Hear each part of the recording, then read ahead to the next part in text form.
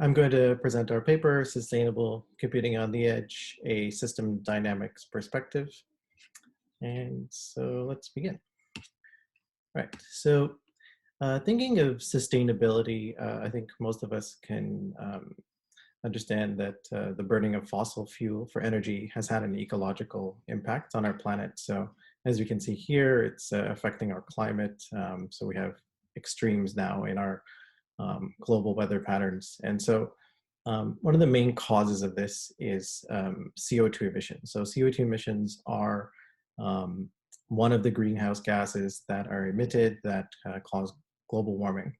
And so how does this sort of relate to us? And basically, the IT industry contributes approximately 2% of global CO2 emissions, which is similar to the aviation industry. And so I think 2% may not sound like a lot, but if we think about the contribution of the wealthy nations towards CO2 emissions, it's much higher as per capita, because there are many people in this world who do not have connectivity to the internet, and approximately 80% of the people in the world have never actually been on a plane. So I think it's very incumbent on us as users of technology and producers of technology to do everything we can to lower the CO2 emissions that we produce by our usage.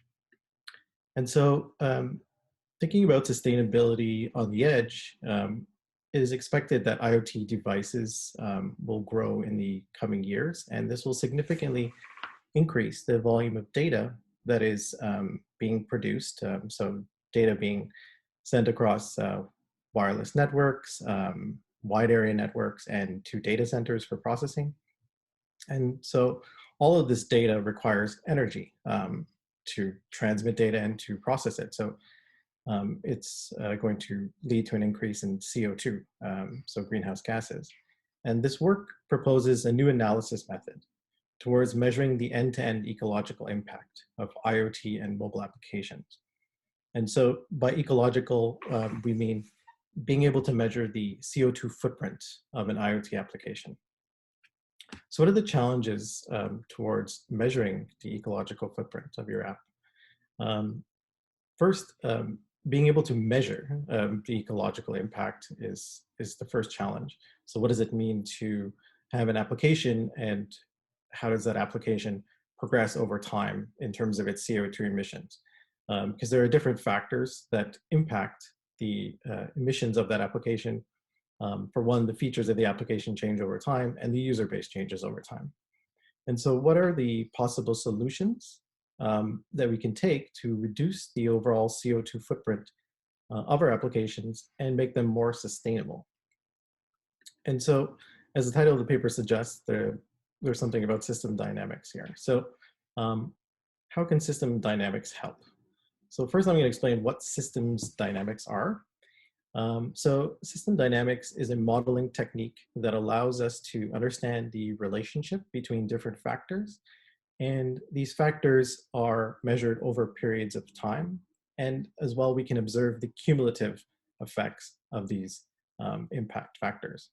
So a simple model I think everyone can understand is the population. So this could be the population of your city, your town, your country, the planet.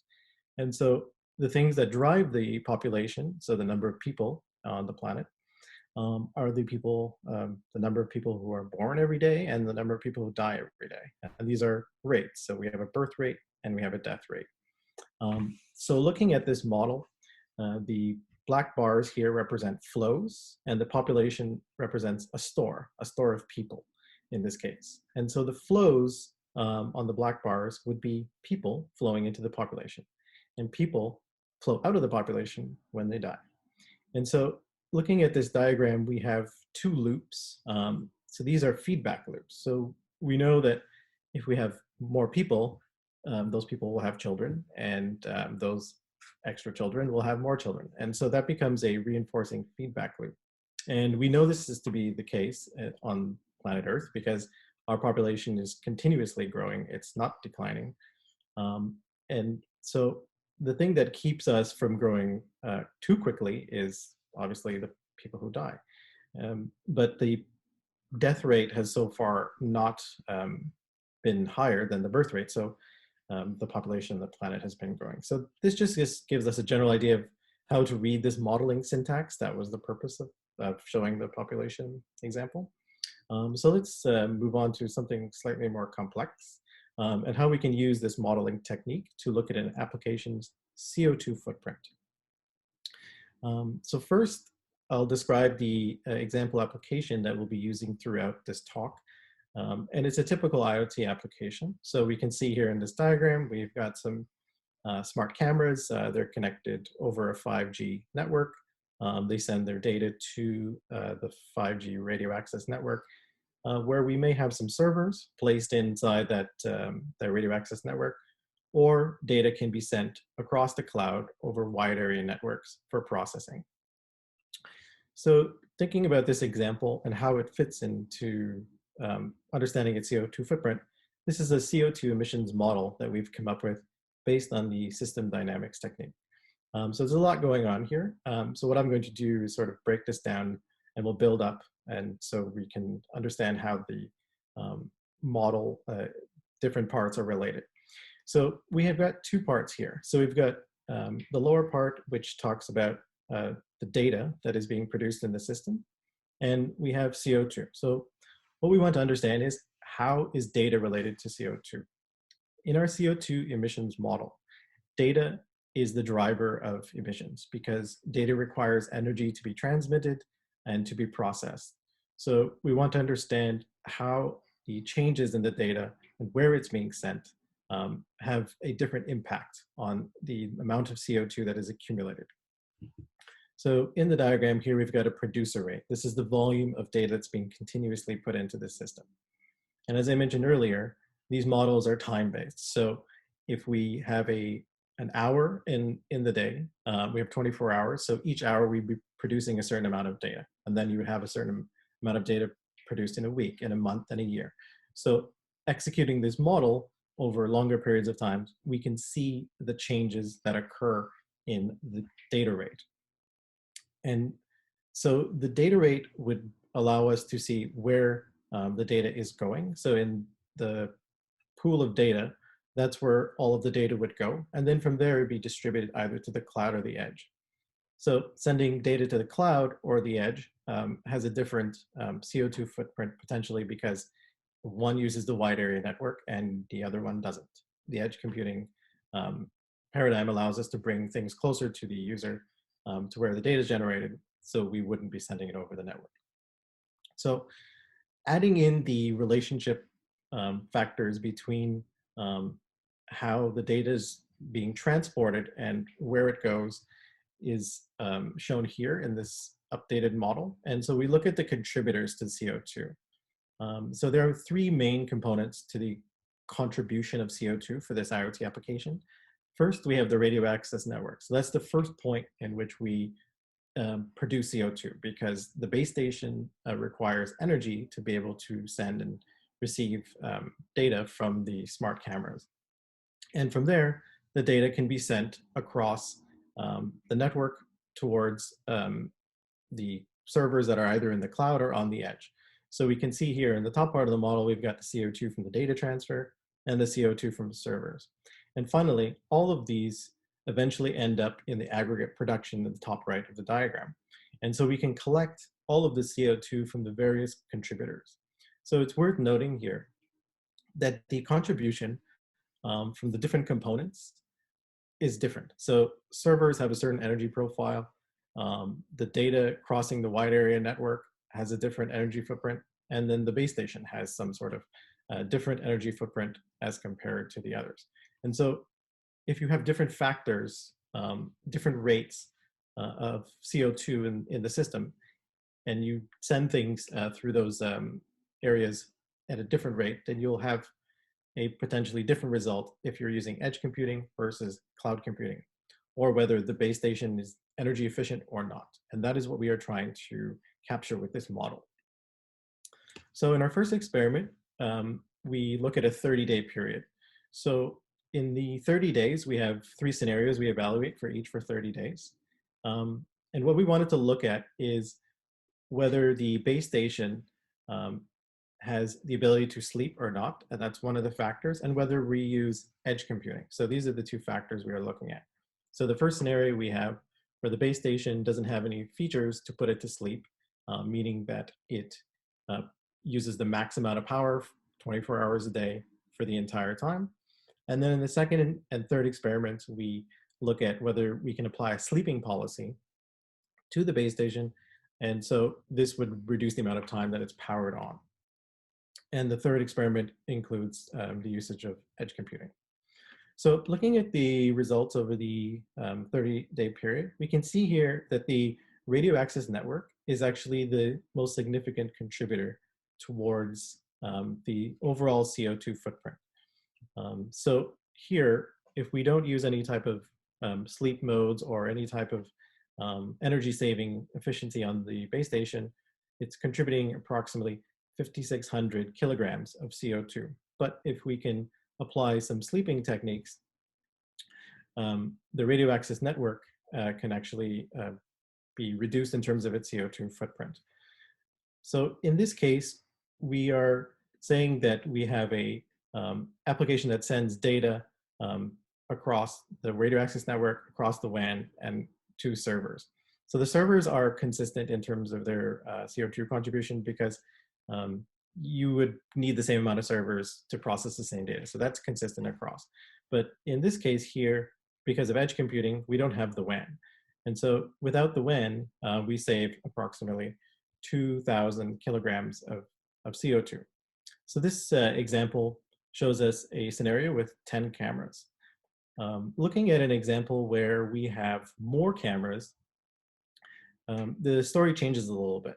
So we can see here that now the radio access network is less of a significant portion of the CO2 contribution, and now the WAN is the biggest contributor. So by looking at the WAN, we can see that it's a lot because the base station is being better utilized. So previously we had 10 cameras, now 50 cameras. The base station is making more use of better use of its time that it's powered on.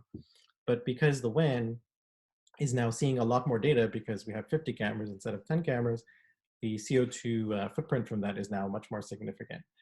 The servers have gone up as well, but those are proportional. So we can see that there are certain fixed amounts of CO2 emissions in our overall footprint, thinking about where the application begins, its point of data production, and where it actually ends up. And so depending on your deployment, you can have different contributing amounts. Like the wide area network here obviously is a candidate for optimization, whereas previously we really want to look at how we can put the base station to sleep. And that is a strategy that would help that scenario. So the takeaway from these two graphs is that the model itself can allow us to look at these different changes by adjusting some of the rates. So in this case, we adjusted the number of cameras. So we're going to look at something slightly more complex and of more interest, because thinking about climate change in general and how the long-term impact of our emissions have on our planet, long-term thinking is sort of something where we want to continuously evaluate what we are doing with our application. And so that is the purpose of this experiment. So we want to study the impact factors of the developer. So that would be us, like people who make applications or provide IoT devices as services. And so we have decisions that we can make that impact the overall CO2 footprint of an application. And that could be how we decide to develop the application, the way we develop the components, whether we want to offload things to the cloud, run things locally, and as well the camera resolution. So our example IoT application, we can have a high resolution camera or a low resolution camera. Higher resolution cameras have higher data rates. And as I mentioned earlier, the more data you have, the more energy you need to do to transport it and to process it. And as well, there are other impact factors. So we all, I think, generally know that data centers consume a large amount of energy, and the data centers are providers are trying to attempt to reduce their their energy consumption and therefore lowering their CO2 footprint. So we want to capture that as well, because some data center providers are more involved in terms of being able to aggressively reduce that CO2 footprint, and others aren't. So we can use the model to sort of examine that as well. So if you have a provider that is not making very much effort to reduce their CO2 footprint, you can look at the long-term impact of going with that provider. And so the other side of these factors is the side effects. So when you build an application, it's not just the application performance itself. In terms of the evolution of the CO2 footprint of the application, it is mostly dependent on the user base. So on day 1, you may have 1 user. On day 10, you may have 2 users, and so on. Whatever your growth rate is going to determine the long-term CO2 impact of your application. And so being able to consider these factors as part of your assessment of how your application is going to behave, or the CO2 emissions over a long period of time, is important. And so we can break down the user base growth into contributing factors to that user base, which would be sort of the enhancement of the application. So we all know that we have an app, and the more features someone will add to it, the more we're going to use it. And as well, you have an application that's deployed over time. If it becomes really popular, you will have to lease out more servers to service your users, and you will achieve discounts with those services. But there's sort of drawbacks to that, and we'll look at that in the enhanced model. So building upon the previous example, or the previous model that was a little bit simpler, we have these new entity relationships to determine sort of the impact factors. So first, starting with the contributing factors to the user base and overall the CO2 emissions. As we mentioned, the users drive the data rate. And so we want to look at what drives the users, like the growth in the user. So we've added these additional factors here, such as the application growth rate, and that is influenced by the more features you have. And the more features you have are determined by the amount of money you can invest in your application. So if you think about a resource, if it becomes cheaper, you potentially will buy more of it. And if buying more of it leaves you with free resources to develop something that will drain more of those resources or will require more of those resources, you sort of end up with this reinforcing feedback loop, where the cheaper something is and the better efficiency you have in terms of building your app and making it better, you sort of end up with a never-ending loop. And so the problem with this is that you need to offset this. And so we can think about factors to offset this growth in the data rate driven by the number of users. And so looking at these green labeled items here, we've got code refactoring. So code refactoring, it looks like an umbrella term here, but like what it really means is actions or commitments that you can take to reducing the data rate of your application. And this could be many different things. And so in this experiment, we look at the developer's decision to make available the video stream at a higher resolution versus a lower resolution. And when in the 6-year period of time that we're going to run this experiment, they decide to make that decision.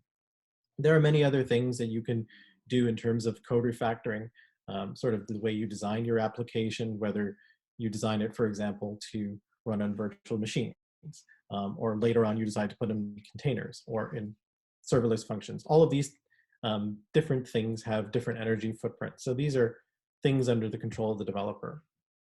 And so as well, in terms of being able to reduce the amount of CO2 produced by the data, we can look at the efficiency rate as seen here in the top right of the diagram. And this is the data center's providers' efforts to reduce the energy consumption for transmitting data and for powering their servers. So this would mean they would be investing in better equipment, essentially.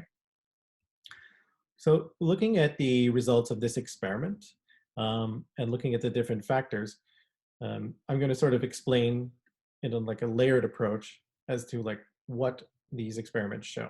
So in the first case, we've got the developer deploying the application in year 0 with the low resolution camera. And they've committed to sort of refactoring their code and being able to reduce the data size by 10% each year for 6 years. So this curved pattern here is due to the fact that the service provider, so this would be your cloud data center provider, is also working towards reducing the energy consumption and resulting CO2 footprint over the 6-year period. So this is the most optimal scenario.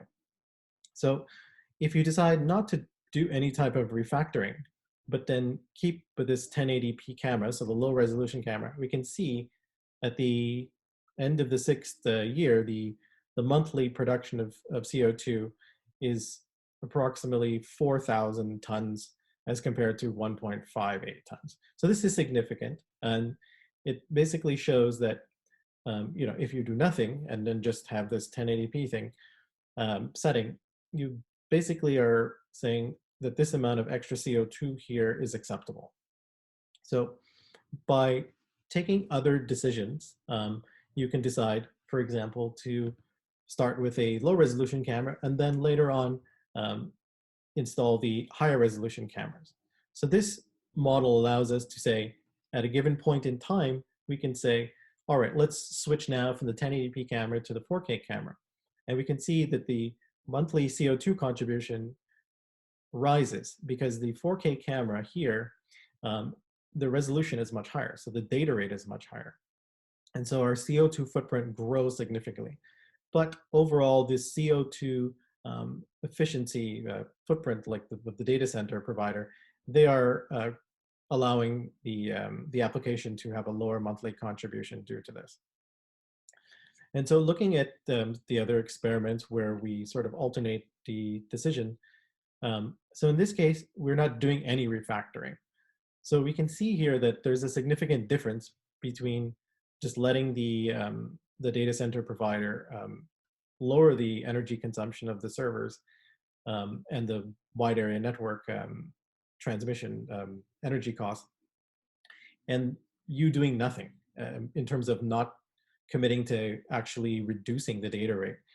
So the other option available to the developer is to not use the low resolution camera from the beginning, but commit to refactoring. So in this case, you maybe want to give your users the best possible experience, but it's a good idea to do the refactoring because we can see here a very interesting result.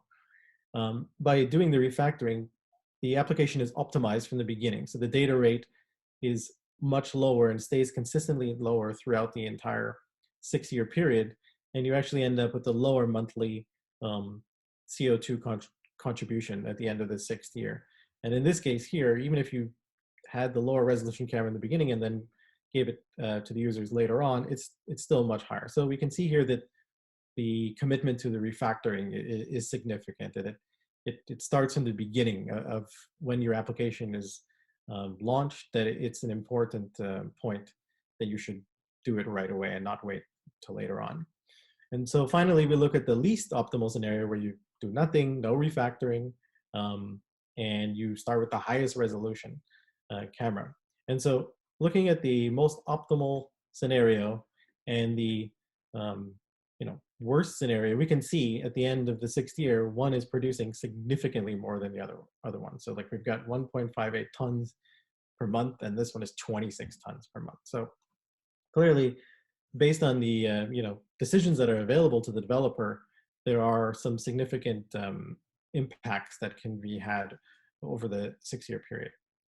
So looking at the overall CO2 footprint, so this is a cumulative amount. So every month we contribute some amount of CO2, and so it just keeps going up and up. And so again, looking at the extremes, in the most optimal scenario where we have the refactoring and we also use the lowest resolution camera, comparing that to the highest resolution camera, it's huge. Like it's starting off at 293 tons if we have the 1080p camera with refactoring, and at the end we've got 2,300 tons. So it's quite significant. But some cases, it's not possible to do any type of refactoring. So the model allows us to explore this as well. So like if we don't have the ability to do any type of refactoring, if you say, my application, I can't fix it, there's nothing to do here, then you have other options available. So switching the camera might be an option, and then the model allows you to explore that. So the key point that we show in all of these graphs is that there are factors that you can explore in the model, and that the changes that occur over periods of time can have a significant resulting impact at the end of a longer period of time. And so just to recap and some final thoughts about the talk. So in this work, we showed that the CO2 footprint of a distributed IoT application can actually be quantified.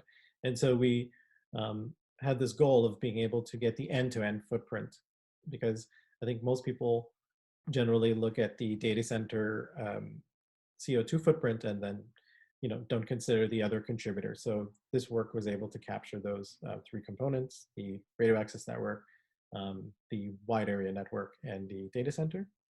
And we also found that the wide area network and the radio access network produce most of the CO2 emissions, and that edge computing can significantly reduce the carbon footprint of an application in certain scenarios by limiting the WAN traffic. I think this is an important point to make about edge computing, is that we generally look at it as something to reduce latency or to reduce bandwidth in terms of saving costs. But I think the bigger story is that edge computing can be a significant, I guess, improvement factor for reducing carbon emissions. And so to summarize, the takeaway that you should, from this talk that you should understand is that we should try to strive to expand our set of systems evaluation methodologies beyond the traditional measures, and look at the ecological impact of our applications, and not in just the short term, but also the long term, so we can have a more sustainable IT industry, essentially. And that concludes my talk.